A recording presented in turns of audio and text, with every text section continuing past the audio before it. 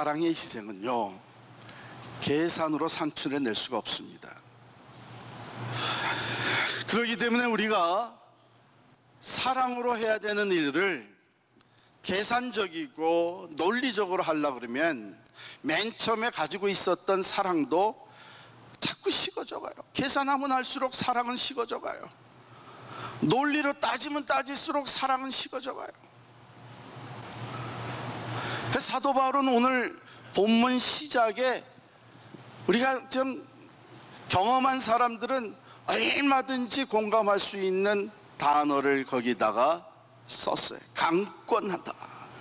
그리스도의 사랑이 우리를 강권하신도다. 강권한다는 것은 어떤 행동을 하게 만드는 강한 힘을 얘기하는 것이죠. 얼마나 강하냐 하면 하고 싶지 않은 것도 하게 만드는 그런 강권입니다. 이 같은 단어가 사도행전 18장 5절에 나오는데 거기에 있는 번역이 조금 다르게 되어 있어요. 실라와 디모데가 마게도니아로부터 내려오매 바울이 하나님의 말씀에 붙잡혀 유대인들에게 예수는 그리스도라 밝히 증언하니, 여기 붙잡혀라고 번역이 되었습니다. 강권한다, 붙잡혔다, 이 모든 것이 우리가 어떤 상황을 얘기하냐면은 지배되는 상황을 얘기합니다. 강한 힘에 의해서 컨트롤되고 있는 거예요. 그래서 내가 원하지 않아도 할 수밖에 없는 그런 상황, 완전히 사로잡혀 있는 거, 완전히 강권적으로 밀어내는 거, 그게 뭐냐? 사도 바울은 그것이 자기 안에 있는 그리스도의 사랑이라는 거예요. 그리스도의 사랑. 피곤해도 힘들어도 또 지치고 억울하고 상처를 입고 실망하고 하는 모든 일들이 복음을 전하는 상황 속에서 얼마든지 일어났음에도 불구하고 또다시 복음을 전하기 위해서 다른 지방을 찾아가고 교회를 세우고 또한 사람들을 가서 만나고 하는 그 이유가 그리스도의 사랑이 강권하고 있기 때문에, 이것 때문에 사도 바울은 많은 고난과 핍박을 당하였고 배가 파손돼서 죽을 고비를 넘기게 되었고 굶주리고 추위에 떨며 40에 감한 매, 하나 감한 매를 5번이나 맞았어요. 그래서 그가 문자 그대로 나는 살 소망이 끊어졌었다. 그럼에도 불구하고 또 예수 그리스도의 복음을 위해 나서고 또 앞을 향해 전진하는 그 이유는 이 안에 있는 그리스도의 사랑, 그 사랑을 경험한 사람으로서 나도 그리스도를 사랑하는 그 마음이 너무 뜨겁고 강해서 강권적으로 밀어내는 사랑의 힘으로 이 사명을 계속 감당했다고 하는 것이죠. 그러니 이게 계산으로 산출해낼 수 있는 일입니까? 세상적인 안목으로 보면, 계산적으로 논리적으로 따져보면 이 사람은 미친 사람이에요. 그래서 오늘 본문 앞에 보면 이런 말도 나와요. 13절에 우리가 만일 미쳤어도 하나님을 위한 것이요 정신이 온전하여도 너희를 위한 것이니. 우리는 누구나 다 우리의 삶을 이끌어가는 동기와 목적이 있습니다. 사도 바울에겐 그 안에 담겨져 있는 사역의 동기와 목적이 그리스도의 사랑이었습니다. 그 사랑 때문에 그는 삶의 목적이 바뀌기 시작을 했습니다. 보세요. 그리스도의 사랑이 우리를 강권하시는도다. 우리가 생각하건대 한 사람이 모든 사람을 대신하여 죽었은즉 모든 사람이 죽은 것이라. 그가 모든 사람을 대신하여 죽으심은 살아있는 자들로 하여금 다시는 그들 자신을 위하여 살지 않고 오직 그들을 대신하여 죽었다가 다시 살아나신 이를 위하여 살게 하려 함이라. 삶의 목적이 바뀌었어요. 왜? 내가 죽어야 되는 그 자리에 예수님이 대신 달려서 죽으셨기 때문에, 내가 죽어야 될 그 자리에 예수님이 내 대신 죽으셨기 때문에.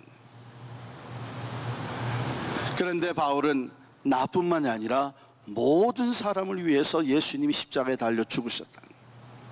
여러분과 저를 위해서 십자가에 달려 죽으셨습니다. 그렇기 때문에 이 그리스도의 사랑의 참된 그 의미와 그 사랑의 강함을 직접 체험해 본 사람들은 삶의 목적이 변할 수밖에 없습니다. 그냥 이것을 지식적으로만 알고 있고 성경의 말씀으로만 이해하고 있고 하나의 의무적인 거로만 생각하고 있다면 변할 수가 없죠. 그러나 그것이 가슴으로 내려와서 내가 정말 예수 그리스도와 연합해서 십자가에 죽었다고 하는 것은 바로 나는 그 예수 그리스도와 함께 십자가에 이미 죽었다는 것을 고백하며 나 대신해서 죽으신 예수 그리스도를 위해서 살고자 하는 새로운 시작이 그 삶에 주어지는 것입니다. 뿐만 아니라 이제 삶의 안목이 바뀌었습니다. 16절에 보면 그러므로 우리가 이제부터는 어떤 사람도 육신을 따라 알지 아니하노라. 비록 우리가 그리스도도 육신을 따라 알았으나 이제부터는 그같이 알지 아니하노라. 그런즉 누구든지 그리스도 안에 있으면 새로운 피조물이라. 이전 것은 지나갔으니 보라 새 것이 되었도다. 삶의 안목이 어떻게 바뀌었어요? 전에는 사람을 육신적으로 알았다. 이것은 뭐냐면 육신적인 조건들을 보면서 판단했다는 거예요. 사도 바울이 이렇게 얘기합니다. 내가 육신적으로 얘기한다면 세상적인 조건을 가지고 세상적인 스펙을 내놓고 얘기한다면 나는 그 누구보다도 내놓을 것이 많다. 빌립보서 3장 4절부터 6절이죠. 그러나 나도 육체를 신뢰할 만하며 만일 누구든지 다른 이가 육체를 신뢰할 것이 있는 줄로 생각하면 나는 더욱 그러하리니 나는 8일 만에 할례를 받고 이스라엘 족속이요 베냐민 지파요 히브리인 중에 히브리인이요 율법으로는 바리새인이요 열심으로는 교회를 박해하고 율법의 의로는 흠이 없는 자라. 육신적인 거, 율법적인 의, 가정의 배경 이런 거 한번 따져보자면 나는 누구보다도 월등한 자리에 있는 사람. 그래서 사도 바울이 나중에 고백하기를 내가 그러나 예수 그리스도를 알고 난 후에는 그 예수 그리스도의 참 사랑을 내가 경험하고 그 십자가의 은총을 깨닫고 난 후에는 내가 이 모든 육신적인 자랑 이것을 다 배설물과 같이 여기게 되었다. 안목이 변합니다. 이제는 다시는 옛 사람들을 육신으로 따라 알지 아니하게 되었다. 나는 사실 그리스도도 육신적으로 알았다. 그리스도도 육신을 따라 알았으나 어떻게 알았어요? 예수를 만나기 전에 예수를 판단해 보니까 예수의 삶을 들여다보니까 이건 무지한 백성들이 뭘 알지도 못하고 이 예수가 나사렛 예수가 하나님의 아들이라고 구세주라고 메시아라고 고백하는 것이지 그가 무슨 교육적인 배경이 있나 그가 무슨 집안이 훌륭한가 하나도 없는데 백성들이 무지해서 그저 나타나는 어떤 현상만 보고 예수를 그리스도라고 따라다니는. 그래서 바울은 오히려 예수 믿는 자들을 핍박하기 시작. 왜? 이것은 이단의 무리들이라고 생각을 한 거예요. 유대교의 입장에서 볼 때 이단의 무리라고 생각을 하고 예수 믿는 자들을 핍박하다가 다메섹 도상에서 예수님을 만납니다. 그 다음엔 삶의 목적이 변하고 사람을 바라보는 안목이 퍼스펙티브가 체인지가 된 거예요. 누구든지 그리스도 안에 있으면 이 말씀에 이 누구든지 하는 것이 매우 중요합니다. 이 말은 무슨 말이에요? 백인이건 흑인이건 동양인이건 인디안들이건 누구든지 부자라서 남부럽게 살아가는 사람이건 가난해서 허덕이며 살아가는 누구든지 알코올 중독자, 마약 중독자, 동성애자들 모두 누구든지 아무리 많은 것을 가지고 아무리 영향력 있는 삶을 살아도 예수가 없는 것을 볼 때에 바울은 이제 그 사람을 불쌍히 보기 시작을 합니다. 다 있어도 예수가 없기 때문에 아무것도 가지지 않은 자와 같이 불쌍히 여기기 시작을 합니다. 그리고 그 영혼을 사랑하기 시작을 합니다.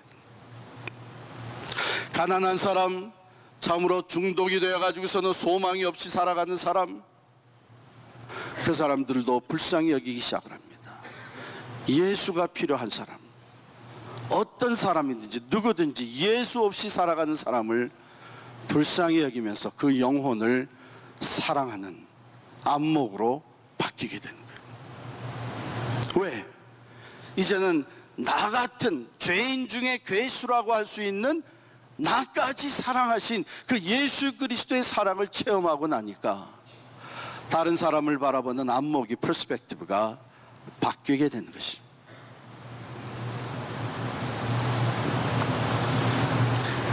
그 다음에 세 번째, 신분이 자기가 바뀐 것을 깨닫습니다.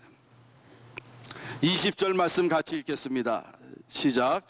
그러므로 우리가 그리스도를 대신하여 사신이 되어 하나님이 우리를 통하여 너희를 권면하신 것 같이 그리스도를 대신하여 간청하노니 너희는 하나님과 화목하라. 그리스도의 사신, Ambassadors for Christ, 그리스도의 대사가 자신이라는 것을 깨닫게 되는 거예요. 그리스도의 사신. 여러분, 한 나라의 대통령이 대사를 파송을 합니다. 그렇게 되면 그 엠베사더는, 대사는 외국에 가서 주둔하여 살게 됩니다. 그 나라의 보냄을 받아서, 그 나라의 대통령의 보냄을 받아서 다른 나라에 가서 살게 되는데, 다른 나라에 가서 살면서 이 대사는 He represents his country. He represents his president. 그 대사는 자기의 나라를 represent하고 자기를 파송한 대통령을 represent하는 사람이에요.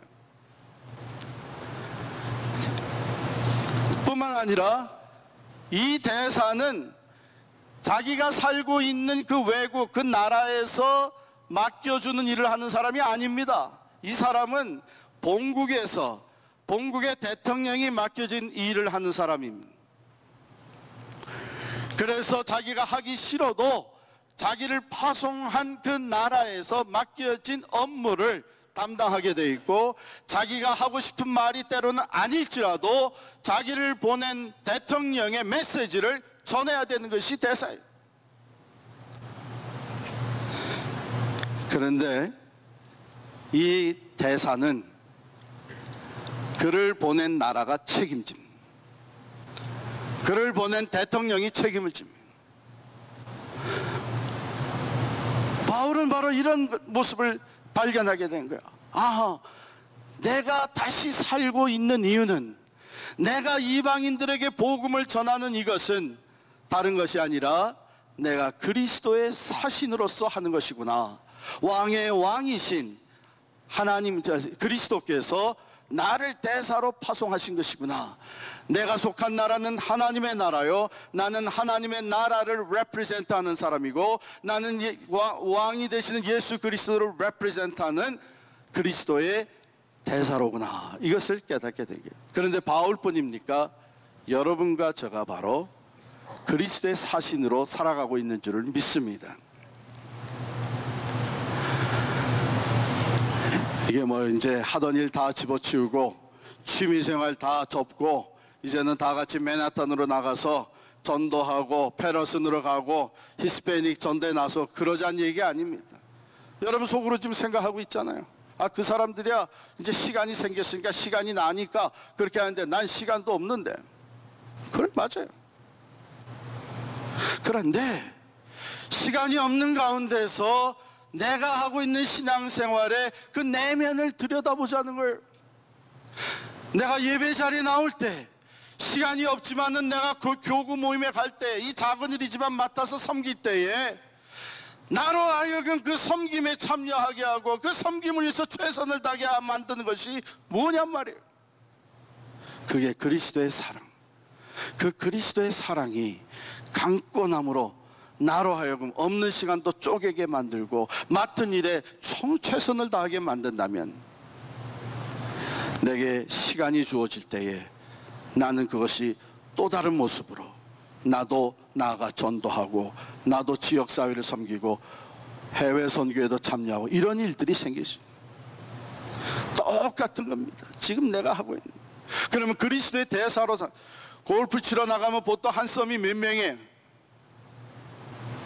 또 골프 생전 안 쳐보신 사람 같이 한 썸이 보통 몇 명이냐고요? 네 사람이야. 네 사람이 같이 치다 보면 어떤 때는 믿는 사람들과 같이 어울릴 때도 있지만 믿지 않는 동창들이나 다른 직장 동료들하고 어울릴 때가 있습니다. 그때에도 그리스도의 사신답게 골프를 치란 말이에요. 세상 사람들과 똑같이 내기하면서 경쟁하면서 시기 질투하면서 아웅다웅 되는 것은 사신 대사다운 모습이 아니잖아요. 우리가 하는 모든 일에 진정 그리스도가 내 삶의 주인이시고 그가 나를 위해서 십자가에 달려 죽으신 분이 그 사랑에 너무 고마워서 나는 무엇을 하든지 나를 보내신 그것이 바로 내 삶의 사역지라고 분명히 깨닫고 거기서 그리스도의 대사답게 하나님 나라를 레프레젠트하고 예수 그리스도를 레프레젠트 할 수 있는 사람으로 살아가는 거예요. 그것이 우리에게 맡겨주신 신분이요, 또한 우리에게 맡겨주신 메시지가 있는데 그 메시지가 뭐예요? 너희는 하나님과 화목하라. 예수 그리스도 안에서 예수 그리스도를 배우고 깨닫고 믿음으로 말미암아 예수 그리스도를 통해서 하나님과 원수되었던 사이에서 이제는 하나님과 화목하게 되는, 그래서 영원한 평안과 생명을 얻는 이 구원의 말씀을 전하라는 것입니다.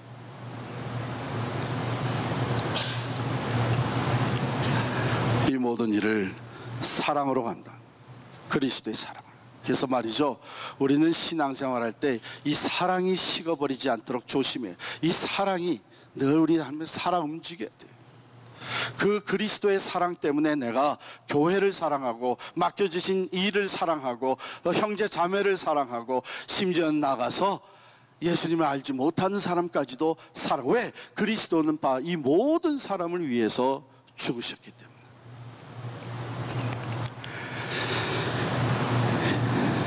제가 이번 드레스데아스 가서 특별히 감동을 얻은 것은 이제 모든 3박 4일의 일정이 끝나면 마지막 시간에 간증을 하는 순서가 있습니다. 간증을 하는데 한 자매가 여러 사람이 간증을 해가지고 막 2시간 넘게 간증이 이어졌는데 그 중에 한 자매가 나왔는데 그 자매가 처음 들어왔을 때 모습이 뭐 아직도 눈에 선한데 완전히 바뀌었어요, 모습이. 그래서 나와서 얘기를 하는데 자기는 이번에 와가지고서는 깜짝 놀란 일이 있었다는 거예요. 그래서 제가 속으로 내가 뭐 놀랄만한 말씀을 전했나? 근데 깜짝 놀랄 일이 뭐냐 하면 자기는 다른 가족도 없이 언니하고 둘이 산. 그런데 어느 날 언니가 내가 4월 이른 몇 월 며칠부터 며칠간 좀 여행을 하고 와야 되는데 괜찮겠냐? 그러라고. 언니는 여행을 갔는데 나는 뭐 하나.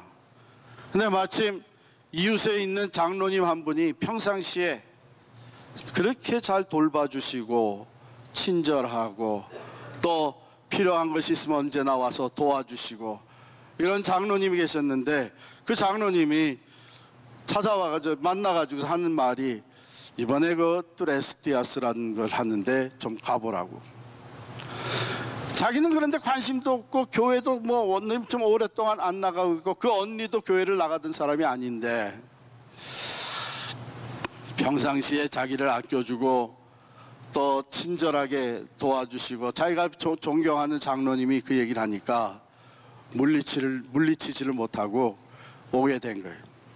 그래서 가서 3박 4일 동안 그래서 주는 대로 잘 먹고 잘 쉬고 좋은 말씀 듣고 그러고 오면 된다고. 그래가지고서는 왔는데 자기 언니가 거기 와 있는 거예요. 둘이 모르고선 거기 나타나는데 자기 언니가 와 있는 거예요. 깜짝 놀랐어요. 둘이서 약속하기를 끝날 때까지 우리 언니 동생이란 거 절대로 얘기하지 말자 했어요. 이름이 비슷한데도 생긴 게 좀 달리 생겨가지고 아무도 눈치를 못 챈 거예요. 근데 마지막 간증하면서 나와서 이런 일이 있었다고 얘기를 하는 거예요. 그러면 왜 서로 몰랐느냐? 왜 여기 간다는 얘기를 서로 안 했느냐? 하도 교회도 안 나가고 신앙도 없는데 괜히 얘기했다가 아니 뭐 언니 같은 사람이 그런데 뭘 간다 그래. 그러니까 서로 수치스럽고 이런 자리에 간다는 것 자체가 이렇게 좀 부끄러운 마음이 들었었던 것 같아요. 그런데 거기 와서 딱 마주친 거야. 근데 두 사람이 다 변했어요. 다른 걸로 변한 게 아니라 바로 그곳에서 실천되어지는 사랑으로 인해서 두 사람이 둘 다 나와서 간증을 하면서 하는 얘기가 앞으로 교회를 나가겠다는 거예요.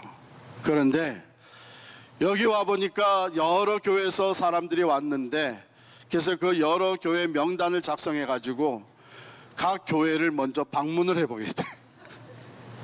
아마 우리 교회도 올 거예요.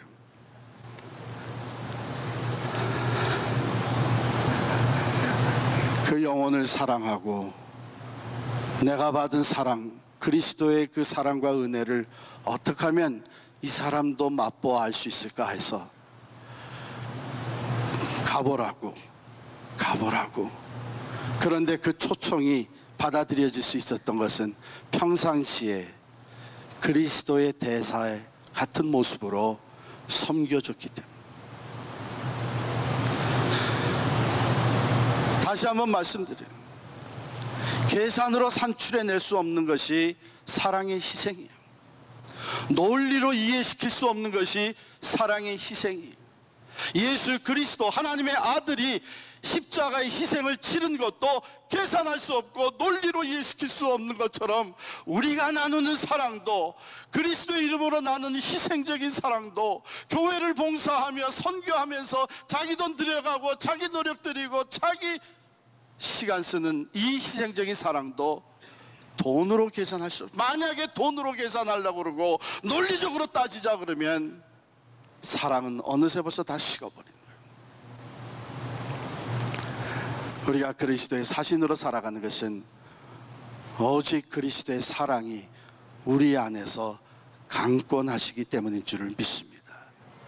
사랑으로 하면요, 사랑으로 하면 즐거워요. 희생을 치르면서도 즐거워요. 교회 봉사도 보면 그렇게 즐겁게 섬긴 사람도 있어요. 사랑으로 하니까 힘이 들지 않아요. 일 자체가 힘 안 드는 일이라서가 아니라 내 안에 그리스도의 사랑이 살아 움직이기 때문에 힘이 들지 않고 기쁘고 즐거워요. 물론 육신적으로 피곤해서 나가 떨어지기도 하죠. 그러면서도 마음에 기쁨이 있어요. 사랑으로 하면요, 단순해집니다. 오직 예수님만 바라보며 내가 받은 은혜에 감사하면서 사랑으로 섬길 때 단순해집니다. 이 사랑이 없으면 복잡해져요. 계산도 많고 따지는 것도 많고 이건 이래서 안 되고 이건 저래서 할 수 없고 뭐가 복잡해져요. 그런데 사랑으로 하면 단순해져요. 뿐만 아니라 사랑으로 하게 되면 참된 열매가 맺어져요. 참된 열매가. 사랑이 없이 할 때는 아무리 많은 일을 아무리 오랫동안 아무리 헌신적으로 해도 참된 변화의 열매가 나타난다. 그런데 사랑에는 파워가 있어요. 진정한 사랑, 계산으로 산출해 넣을 수 없는 희생적인 사랑, 논리적으로 이해할 수 없는 희생적인 십자가의 사랑, 그 그리스도의 사랑이 우리를 강권하실 때에는 거긴 참된 열매가 맺어지는 줄을 믿습니다. 선교적 교회로 살아가는 우리들, 주님께서 우리를 그리스도의 사신으로 보내신 그리스도의 사랑이 여러분과 저의 삶 속에 살아 움직여서 그 강권하는 힘으로 그리스도의 사신다운 삶을 살아가시며 우리에게 맡겨주신 화목하게 하는 메시지를 십자가의 복음을 전하며 살아가는 우리 모두가 될 수 있기를 간절히 축원합니다.